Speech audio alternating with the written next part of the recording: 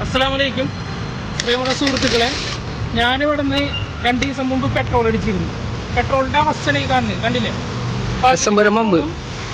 പകുതി വെള്ളം. എന്താണ് ഇതിന്റെ അവസ്ഥ എന്ന് പറഞ്ഞാൽ, ഞാനിവിടെ നിന്ന് പെട്രോൾ കൊണ്ടുപോയിട്ട് വീട്ടിൽ കൊണ്ടുവന്നിട്ട് വണ്ടിയിൽ ഒഴിച്ചു.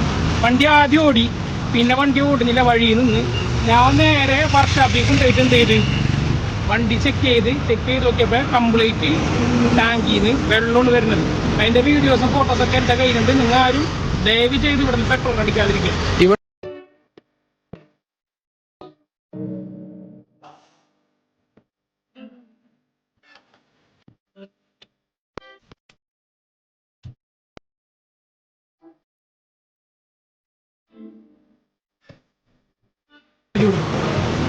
ഞാൻ ഇവിടെ വന്നിട്ട് മാനേജറിനോട് സംസാരിച്ചിരുന്നു.